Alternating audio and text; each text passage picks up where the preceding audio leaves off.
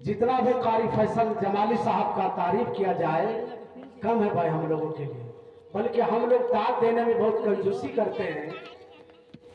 अल्हम्दुलिल्लाह, जबकि फ्री देना है लेकिन फिर भी हम लोग नहीं दाद देते हैं।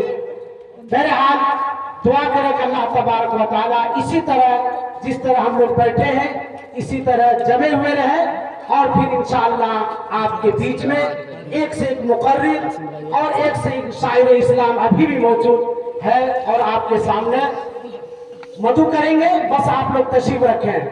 अब इंशाअल्लाह बिला ताखीर जनाब मुफ्ती दाऊद अमीर शरीयत रांची, जो कि हमारे सफीना मस्जिद के इमाम खतीब है और नाइब काजी शरीयत आपका रांची है, जनाब मुफ्ती दाऊद साहब से दरखास्त है कि मुअद्दिबाना दरखास्त करते हैं मुफ्ती साहब से कि हम सबके सामने आए और हम सबको तकरीर से मुस्तफिज फरमाएं।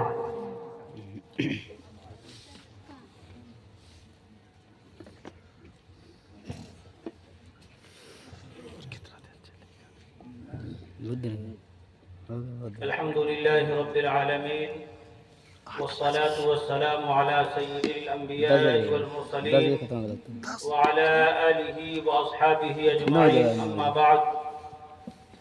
अऊज़ु बिल्लाहि मिनश शैतानिर रजीम, बिस्मिल्लाहिर रहमानिर रहीम। या अय्युहल्लज़ीना आमनू क़ू अनफुसकुम व अहलीकुम नारा इला आखिरिल आया। सदक़ल्लाहुल अज़ीम। मेरे मोहतरम बुजुर्गों, दोस्तों, अजीज साथियों, ये इस तालिब इल्म को मदऊ किया गया है इस खुशी के मौका पर और तकमील हिफ्ज़ कुरान के मौका पर।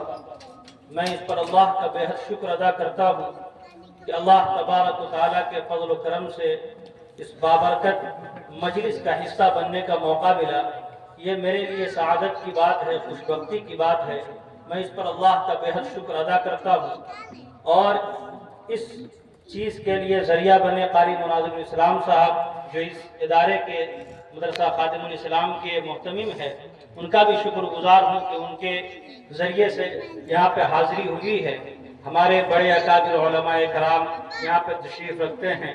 काबिल ज़िक्र हज़रत मौलाना मोहम्मद सईद साहब कासमी दामद बरकातुहुल आलिया, जो रहने वाले तो लातेहार जिला के हैं लेकिन फिल वक्त अब वो रांची के हो गए, नगरी में क़याम है। इसी तरीके से हज़रत मौलाना शौकत साहब कासमी कूड़ू से तशरीफ़ लाए हैं। ये अकाबिर उलमाए कराम हैं। मौलाना अब्दुल रज़्ज़ाक़ साहब हैं जो यहीं के बाशिंदे हैं। बाकी असातिज़ा कराम हैं, कारी अहमद साहब, कारी रिजवान साहब, कारी असाद साहब, मद्दज़िल्लुहुल आली, तमाम हज़रात तशरीफ़ रखते हैं। मौलाना सईद साहब, उलमा इकराम और असातिज़ा इकराम की मजलिस है। मौलाना मुकर्रम मदनी साहब, तमाम हज़रात तशरीफ़ रखते हैं। और एक खुशनुमा मजलिस है, उलमा की मजलिस है, हुफ़्फ़ाज़ की, क़ुर्रा की एक मजलिस है, बाबरकत मजलिस है। इस मौके पर हाज़िरी और कुछ लबकुशाई का मौका मिलना ये मेरे लिए सआदत की बात है। बस कुछ बातें मजलिस की मुनासिबत से कि हमें अपने अंदर कुछ बेदारी पैदा करने की ज़रूरत है। मैंने अभी अभी आप हज़रात के सामने कुरान मजीद की आयत करीमा तिलावत फरमाई है। ये आयत करीमा बहुत वसी है और इसके मफ़ाहिम भी बहुत वसी हैं और इसकी तफासिर भी बहुत वसी हैं। हज़रत अली रज़ी अल्लाह तआला अन्हु ने इसकी तफसीर करते हुए फरमाया, अल्लिमूहुम व अद्दिबूहुम, यानी या अय्युहल्लज़ीना आमनू, ऐ ईमान वालो, क़ू अनफुसकुम, पहले तो अपने आप को बचाओ, और व अहलीकुम, और अपने अहलो अयाल को, अपने घर वालों को बचाओ। किस चीज से बचाओ? नारा, आग से। किस आग से? ये दुनिया की आग से नहीं, बल्कि जहन्नम की आग से, दोज़ख की आग से, जो आग खतरनाक है, दुनिया की आग की तरह नहीं कि दुनिया की आग में अगर थोड़ा सा हाथ पड़ जाए, थोड़ा सा आग की झलक लग जाए, चिंगारी पड़ जाए तो आदमी बर्दाश्त नहीं कर सकता, आदमी तड़प जाता है, आदमी बर्दाश्त बाहर हो जाता है, उस दर्द को, उस तकलीफ को बर्दाश्त नहीं कर सकता। ये दुनिया के आग का मंजर है, लेकिन उससे कई गुना ज्यादा बढ़कर और दहकती हुई, धड़कती हुई आग जहन्नम جہنم کی آگ ہے، دوزخ کی آگ ہے، اللہ تبارک و تعالیٰ فرما رہے ہیں کہ اس آگ سے اپنے آپ کو بچاؤ۔ اگر نہیں بچاؤ گے، اگر اپنے آپ کو اور اپنے اہل و عیال کو اگر اس آگ سے نہیں بچا سکے تو یاد رکھو وقودها الناس والحجارہ، اس آگ کا ایندھن، جس طرح ہم آگ کو بھڑکانے کے لیے دنیا میں تیل کا استعمال کرتے ہیں، پیٹرول کا استعمال کرتے ہیں، دیگر اشیاء اور دوسری چیزوں کا استعمال کرتے ہیں، یاد رکھیے اس جہنم کی آگ کو بھڑکانے کے لیے اور اس کو دہکنے کے لیے انسانوں کا اور پتھروں کا استعمال کیا جائے گا۔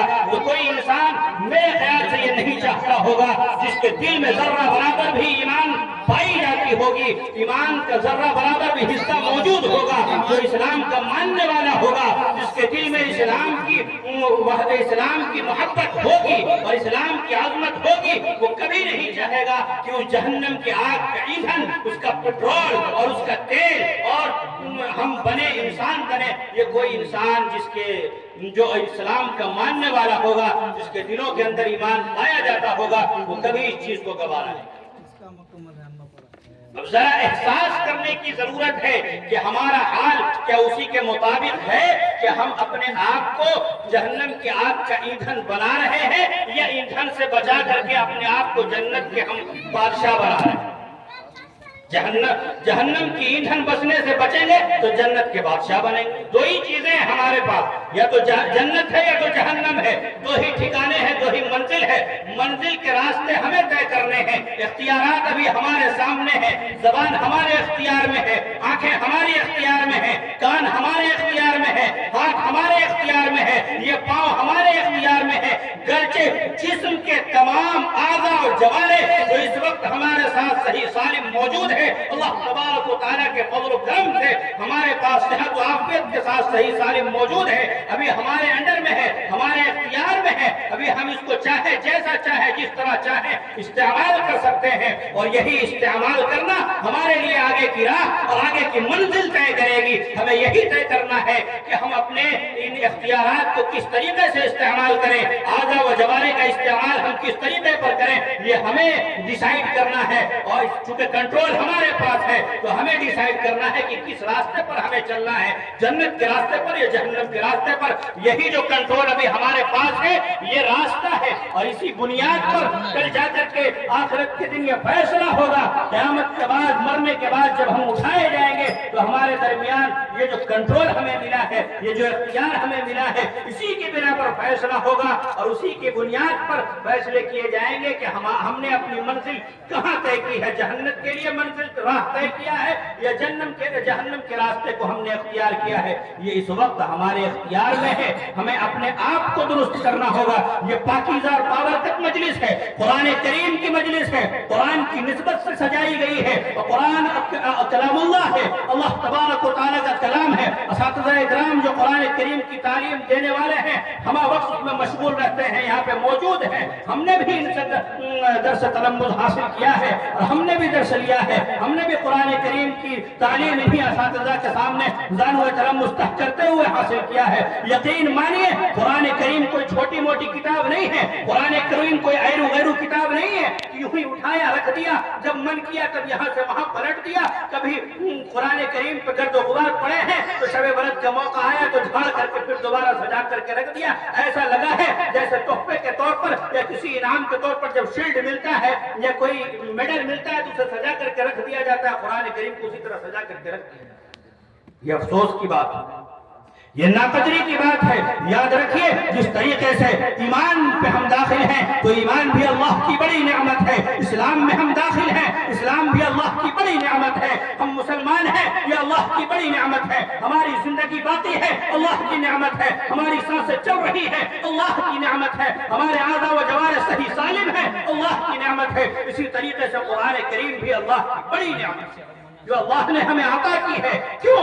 صرف رہنمائی کے لیے کہ ہمیں جو یہ کنٹرول ملا ہے اس کنٹرول کو ہم کس طریقے سے، یہ اختیار جو ہمیں ملا ہے اس کا صحیح راستہ اور صحیح منزل طے کرنے کے لیے ہمیں قرآن کریم عطا کیا گیا ہے کہ ہم اس کی صحیح منزل اور صحیح نتیجہ اخذ کر سکتے ہیں کہ کس راستے پہ ہم چلیں گے تو ہم اپنے منزل تک پہنچ جائیں گے۔ اسی لیے قرآن کریم ہمیں عطا کیا گیا ہے۔ یہ قرآن کریم ہدی للعالمین، یہ پوری عالم کے لیے ہدایت کا ذریعہ ہے قرآن کریم سے ہم ہدایت حاصل کرنی چاہیے اور قرآن